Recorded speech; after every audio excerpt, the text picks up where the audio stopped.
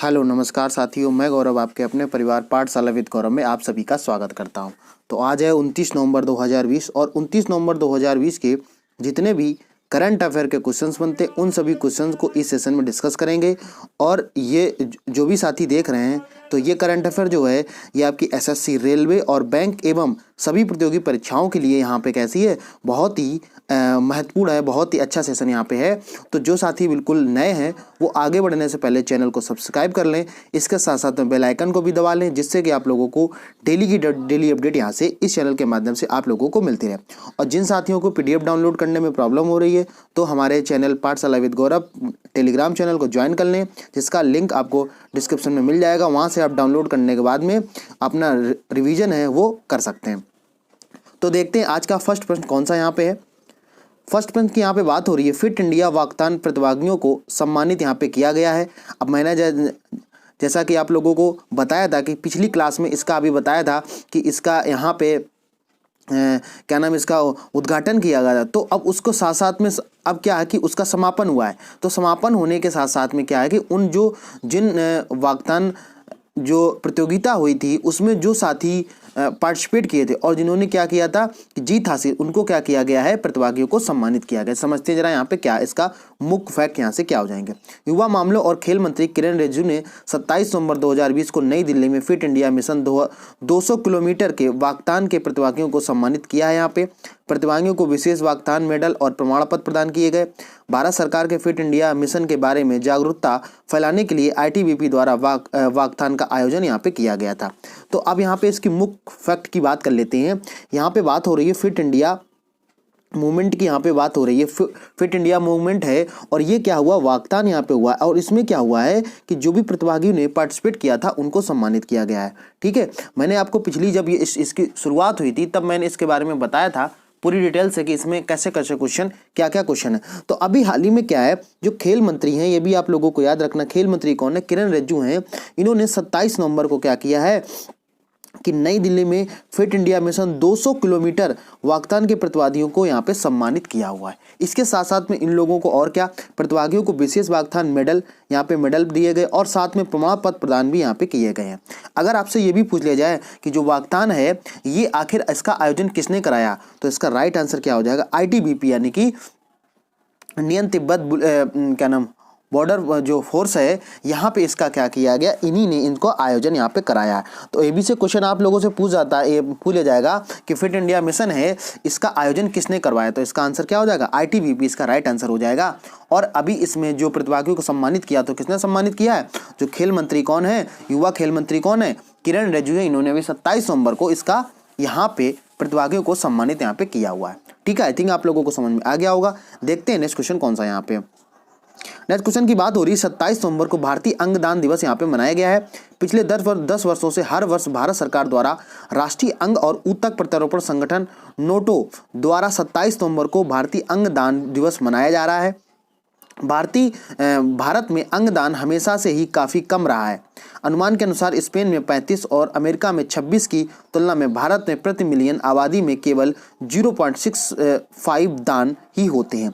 अब जरा इसको मुख्य फैक्ट को समझ लेते हैं। यहाँ पे बात हो रही है भारतीय अंगदान दिवस की। तो भारतीय अंगदान जो है ये 27 नवंबर को मनाया जाता है और ये 27 नवंबर को मनाने के साथ साथ में पिछले 10 वर्षों से यहाँ पे क्या है, पिछले 10 वर्षों से इसको मनाया जा रहा है। हर वर्ष भारत सरकार द्वारा राष्ट्रीय अंग और ऊतक प्रत्यारोपण संगठन यानी कि नोटो के द्वारा क्या है, ये 27 नवंबर को भारतीय अंगदान दिवस के रूप में ये मनाया जाता है। तो आपसे क्वेश्चन ऐसे पूछ लिया जाएगा कि अभी हाल ही में भारतीय अंगदान दिवस मनाया गया है तो वो कब मनाया गया, तो आंसर क्या हो जाएगा, 27 नवंबर इसका बिल्कुल राइट आंसर यहाँ पे हो जाएगा। अगर यहाँ पे हम बात करें तो भारत में अंगदान हमेशा से ही काफ़ी कम रहा है, मतलब ऐसा नहीं कि अभी से, तो अंगदान का थोड़ा सा यहाँ पे जो है वो कम रहता है। ठीक है, तो ये भी आप लोगों को याद रखना। इसके साथ साथ में अगर हम बात करें अनुमान के अनुसार क्या है, स्पेन में 35 और अमेरिका में 26 की तुलना में भारत में प्रति मिलियन की बात हो रही है, यहाँ पे मिलियन आबादी में केवल और केवल कितना 0.65 यहाँ पे दान ही होते हैं। और ये जो अभी मनाया गया है ये 11वां आपका मनाया गया इंडियन ऑर्गन डोनेशन डे। तो कब मनाया गया, ये 27 नवंबर को मनाया गया। तो ये भी आप लोगों को याद रखना है। और ये किसके द्वारा मनाया जाता है, तो ये नोटो के द्वारा मनाया जाता है। नाटो अलग है, ये नोटो की बात हो रही है। ठीक है, राष्ट्रीय अंग और ऊतक प्रत्यारोपण संगठन के द्वारा इसको मनाया जाता है। कब मनाया जाता है? 27 नवंबर को मनाया जाता है। ठीक है, और कौन से नंबर का मनाया गया? तो 11वां ये मनाया गया है। पिछले 10 वर्षों से ये मनाया जा रहा है, इस बार जो मनाया गया वो 10वां आपका मनाया गया। ठीक है, आगे बढ़ते हैं, देखते हैं नेक्स्ट क्वेश्चन कौन सा है यहाँ पे। नेक्स्ट क्वेश्चन यहाँ पे है, सौर ऊर्जा उत्पादन बढ़ाने के लिए मध्य प्रदेश सबसे आगे यहाँ पे है। मध्य प्रदेश में सौर ऊर्जा उत्पादन 5000 से बढ़ाकर 10,000 मेगावाट किया जाएगा। वर्तमान में राज्य में अक्षय ऊर्जा कुल बिजली उत्पादन का 20% है।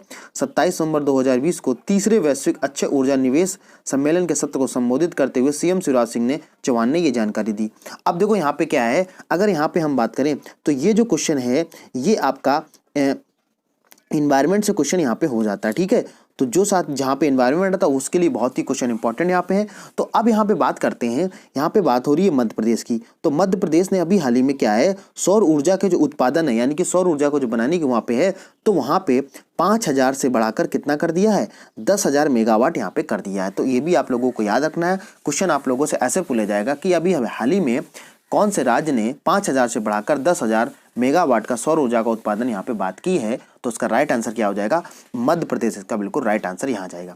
अगर यहाँ पे हम बात करते हैं वर्तमान में राज्य में अक्षय ऊर्जा जो है वो कुल बिजली ऊर्जा का 20% है यहाँ पे। तो ये भी आप लोगों को याद रखना है। ठीक है, इसके साथ साथ में अगर हम यहाँ पे बात करें 27 नवंबर 2020 को तीसरे वैश्विक अक्षय ऊर्जा निवेश में सम्मेलन के सत्र में संबोधित करते हुए सीएम शिवराज सिंह चौहान ने ये बात की। तो यहाँ पे तीसरा वैश्विक अक्षय ऊर्जा जो निवेश है ये 27 नवंबर 2020 को मनाया गया है। तो उसमें क्या ये चीज़ें सब आप लोगों को बताई गई हैं कि आपके जो सौर ऊर्जा उत्पादन है वो 5000 से बढ़ाकर कितना कर दिया गया, 10,000 मेगावाट यहाँ पे कर दिया गया। और ये आप लोगों को पता है कौन है, मध्य प्रदेश के सीएम आप लोगों को पता है कौन है, शिवराज सिंह चौहान है। ठीक है, आगे बढ़ते हैं, देखते हैं नेक्स्ट क्वेश्चन कौन सा है यहाँ पे। नेक्स्ट क्वेश्चन की बात हो रही है, उत्तराखंड में बीएसएनएल का 4G मोबाइल नेटवर्क यहाँ पे लगा दिया गया है। भारत संचार निगम लिमिटेड बीएसएनएल उत्तराखंड के सीमावर्ती जिलों के दूरस्थ क्षेत्रों में 4G मोबाइल नेटवर्क और हाई स्पीड इंटरनेट सेवाओं को चालू करने के लिए पूरी तरह तैयार है। बीएसएनएल सार्वभौमिक सेवा दायित्व परियोजना के तहत चमोली, पिथौरागढ़, चंपावत और उत्तरकाशी जिलों में सीमावर्ती में 28 4G मोबाइल टावर यहाँ पे लगाने जा रहा है। इन 28 टावरों में से 21 स्थलों को चयन किया गया है। अब जरा इसके क्वेश्चन को लाने का मतलब क्या है, जैसा कि आप लोगों को पता है कि जो बीएसएनएल है वो अभी 3G पे केवल काम कर रहा है। ठीक है, और बाकी जो कंपनियां हैं वो सब कैसी हैं, 4G हो गई हैं। ठीक है, अब देखो यहाँ पे समझ लेते हैं, और बाकी जो अदर कंपनियां वो सब 5G के प्लान लाने को बात कर रही हैं, लेकिन जो बीएसएनएल है थोड़ी सी लेट है, लेकिन क्या है वो काम कर रही है। अब यहाँ पे क्या है, उत्तराखंड में बीएसएनएल का 4G नेटवर्क अभी हाल ही में क्या कर दिया गया, इसको लगाया जा रहा है। तो क्वेश्चन आप लोगों से ऐसे पूछा जाएगा। अब आप सोचेंगे हो सकता है उस क्वेश्चन को ऐसे बना दे कि उसे बोला कि इसमें कौन से स्टेट में 4G मोबाइल नेटवर्क अभी हाल ही में लगाया गया है। तो उसमें हो सकता है कि वो 3 ऑप्शन देके और एक ऑप्शन पूछ ले, इनमें से कोई नहीं। तो कई सारे साथी जिनको नहीं पता होगा उन्हें लगेगा कि अब बीएसएनएल ने अभी तक कोई 4G नेटवर्क लॉन्च नहीं किया है, तो आप कई साथी इनमें से कोई का ऑप्शन भी लगा सकते हैं। तो ये भी आप लोगों को याद रखना है कि इसके साथ साथ में आप लोगों को किस तरीके से समझना है। तो इससे क्या होगा कि जब 4G मोबाइल नेटवर्क यहाँ पे आ जाएगा तो हाई स्पीड इंटरनेट सेवा को चालू करने के लिए पूरी तरह से तैयार है। कौन, बीएसएनएल। और बीएसएनएल का पूरा नाम क्या होता है, भारत संचार निगम लिमिटेड, यहाँ पे इसका पूरा नाम होता है बीएसएनएल का। तो ये भी आप लोगों को याद रखना है। ठीक है, इसके साथ साथ में अगर हम बात करें तो ये जो परियोजना है, ये जो परियोजना लगाई जा रही है, इसके तहत चमोली, पिथौरागढ़, चंपावत और उत्तरकाशी जिलों के सीमावर्ती क्षेत्रों में 28 टावरों को यहाँ पे किया गया है, जिसमें 4G मोबाइल टावरों को लगाने की बात की जा रही है। और इसी के साथ अगर बात करें तो इन टावरों के लिए 21 स्थलों को यहाँ पे चयन किया गया है। मतलब 28 टावर जो लगाने हैं वो 21 यहाँ पे क्या है कि 21 स्थल है उनको चयन कर लिया गया है। ठीक है, तो ये भी आप लोगों को याद रखना है। 4G से रिलेटेड है तो इसको आप लोगों को, टेक्नोलॉजी से रिलेटेड है, इसको आप लोगों को याद रखना। ठीक है, आगे बढ़ते हैं, देखते हैं नेक्स्ट क्वेश्चन कौन सा है यहाँ पे। नेक्स्ट क्वेश्चन की यहाँ पे बात हो रही है, हीरो ने माइक क्लार्क को सीईओ के रूप में नियुक्त किया है। हीरो मोटोकॉर्प लिमिटेड ने कंपनी और चीफ ऑपरेटिंग ऑफिसर के रूप में माइकल क्लार्क की नियुक्ति की घोषणा की है। क्लार्क ने जो 1 जनवरी 2021 से पदभार ग्रहण करेंगे, मानव संसाधन विभाग के प्रमुख के रूप में काम करेंगे और हीरो समूह अध्यक्ष में पवन मंजुल की रिपोर्ट करेंगे। यहाँ पे उन्होंने दुनिया को कुछ शीर्ष कंपनियों में नेतृत्व की भूमिकाओं को काम किया, जैसे कि फिएट ग्रुप, SPA और डेल्फी टेक्नोलॉजीज में यहाँ पे काम इन्होंने किया है।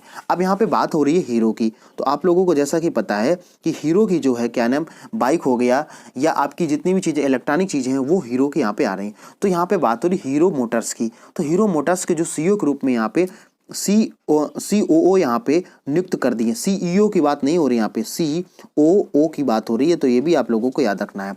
जैसा कि आप लोगों को पता, तो यहाँ पे अगर हम बात करें चीफ ऑपरेटिंग ऑफिसर, इसका पूरा नाम क्या हो जाएगा? COO, CEO नहीं है यहाँ पे, ये याद रखना आप लोगों को। कई सारे इसमें CO याद रखेंगे तो CO नहीं, यहाँ पे COO की बात हो रही है। यानी कहने का मतलब क्या है?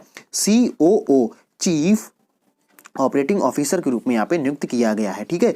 और जो क्या है 1 जनवरी 2021 से अपने पदभार को ग्रहण करेंगे। और ये क्या है? हीरो, जो आप लोगों को पता है, ठीक है। तो इन्होंने क्या है, कई सारी कंपनियों में काम भी किया हुआ है। जैसे कि अगर हम बात करें, फिएट ग्रुप हो गया, SPA हो गया, डेल्फी और टेक्नोलॉजी के रूप में इन्होंने काम किया हुआ है। तो कौन, यानी हीरो के अभी COO के रूप में किनको नियुक्त किया गया है? तो आंसर क्या हो जाएगा? माइकल कौन सा। यहाँ पे नेक्स्ट क्वेश्चन की यहाँ पे बात हो रही है कि भारत जलवायु परिवर्तन ज्ञान पोर्टल यहाँ पे लॉन्च किया गया है। पर्यावरण, वन और जलवायु परिवर्तन मंत्री प्रकाश जावड़ेकर ने भारत जलवायु परिवर्तन ज्ञान पोर्टल लॉन्च किया है।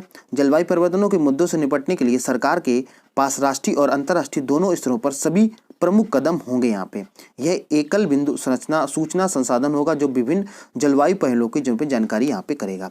तो पहला आप लोगों से क्या रखना है कि भारत जलवायु जो परिवर्तन है, ठीक है, जैसा कि आप लोगों को पता है कि भारत जलवायु जो परिवर्तन ये कई दिनों से कार्यक्रम में चल रहा है, इसका अभी ज्ञान पोर्टल यहाँ पे लॉन्च कर दिया है। तो ज्ञान पोर्टल जो लॉन्च किया गया है, ये आपके जो मंत्री हैं, पर्यावरण, वन और जलवायु जो मंत्री हैं, कौन? प्रकाश जावड़ेकर, ठीक है। प्रकाश जावड़ेकर ने ही क्या किया कि परिवर्तन ज्ञान पोर्टल यहाँ पे लॉन्च किया है। तो अब से क्वेश्चन ऐसे पूछा जाएगा, परिवर्तन ज्ञान पोर्टल अभी हाल ही में किसने लॉन्च किया है? तो इसका आंसर क्या हो जाएगा? प्रकाश जावड़ेकर यहाँ पर। और अगर पूछ ले जाए किससे संबंधित है, तो भारतीय जलवायु परिवर्तन से ये संबंधित है। इसमें साथ साथ क्या होगा कि इसमें परिवर्तन निपटने के मुद्दों से निपटने के लिए सरकार के पास राष्ट्रीय और अंतर्राष्ट्रीय दोनों स्तरों के यहाँ पे कदम उठाए जाएंगे। इसके साथ साथ अगर इसकी और बात करें तो यह क्या करेगा, एक एकल बिंदु के सूचना के रूप में संशोधित करेगा। इसके साथ साथ कई सारे जलवायु पहलुओं पे ये पे काम करेगा और जलवायु पहलुओं को काम करने के साथ साथ में इनको समझने के रूप में यहाँ पे काम किया जाएगा, ठीक है। तो यह समझ में आ गया कि भारत जलवायु परिवर्तन है, ये अभी हाल ही में किसने लॉन्च किया? तो आंसर क्या हो जाएगा? प्रकाश जावड़ेकर, इसका बिल्कुल राइट आंसर यहाँ पे हो जाएगा। और इसके साथ साथ में अगर आपसे पूछ लिया जाए कि परिवर्तन ज्ञान पोर्टल है ये किस क्षेत्र से संबंधित है, तो आंसर क्या हो जाएगा? भारत जलवायु परिवर्तन से ये संबंधित है या जलवायु से संबंधित है। और ये कौन है? ये आपके हैं क्या नाम, जलवायु परिवर्तन मंत्री कौन? प्रकाश जावड़ेकर। ये भी आप पॉइंट आप लोगों को याद रखना है, ठीक है। आगे बढ़ते हैं, देखते हैं नेक्स्ट क्वेश्चन कौन सा है यहाँ पे। नेक्स्ट क्वेश्चन की बात हो रही है, भारत की पहली IoT स्मार्ट ट्रालियां यहाँ पे बना दी गई हैं। जरा समझते हैं कहाँ पे बात हो रही है। GMR की अगुवाई में हैदराबाद इंटरनेशनल एयरपोर्ट ने इंटरनेट ऑफ थिंग्स IoT अनुकूलित स्मार्ट सामान ट्रालियों की शुरुआत की हुई है। एयरपोर्ट बैगेज ट्राली प्रोजेक्ट में 3000 बैगेज ट्रालियों को लॉन्ग रेंज प्लेटफॉर्म के साथ IoT तकनीक से सक्षम किया गया। इस प्रणाली में इनबिल्ट अलर्ट तंत्र भी है जिसमें नो जोन क्षेत्र में ले जाएगी ट्रालियों को पता किया जा सकता है। अब जरा इसको समझ लेते हैं कि आखिर इस क्वेश्चन लाने का मतलब यहाँ पे क्या है। तो आप लोगों को क्या रखना है कि भारत की पहली, तो आपसे क्वेश्चन इसी तरीके से पूछा जाएगा, भारत की पहली IoT जो स्मार्ट ट्रालियां हैं ये अभी हाल ही में कहाँ पर शुरुआत की गई है इसकी? तो इसका आंसर क्या हो जाएगा? हैदराबाद इंटरनेशनल एयरपोर्ट ने क्या किया कि इंटरनेट ऑफ थिंग्स, मतलब जो ट्रालियां होंगी, जैसे देखा होगा आप जाते हैं शॉपिंग मॉल में जाते हैं तो वहाँ पे ट्रालियां होती हैं जिसमें आप अपना सामान रख के, पूरा जो सामान आप शॉपिंग कर रहे हैं वो सामान उसी में रख सकते हैं। इसी तरीके से क्या है कि उसी तरीके से अब आपकी एयरपोर्ट में क्या होंगी, ट्रॉलियाँ ये बनने लगी हैं और उसमें क्या ये यूज कर सकते हैं। तो वो जो ट्रॉलियाँ होंगी वो पूरी तरीके से इंटरनेट से कैसी होंगी, जुड़ी होंगी, इंटरनेट से कनेक्ट होंगी। तो जैसे ये क्या करेंगे, जैसे ही आप उसके, जब आप उस एरिया में रहेंगे तब तक तो कोई प्रॉब्लम नहीं है, लेकिन जैसे ही आप उस एरिया से जो उसका क्षेत्र होगा उससे बाहर ले जाने का काम करेंगे तो वैसे ही क्या हो जाएगी, उसमें अलर्ट जोन भी यहाँ पे लगा हुआ है, ठीक है। तो इसी तरीके से यहाँ पे देखो समझ लेते हैं।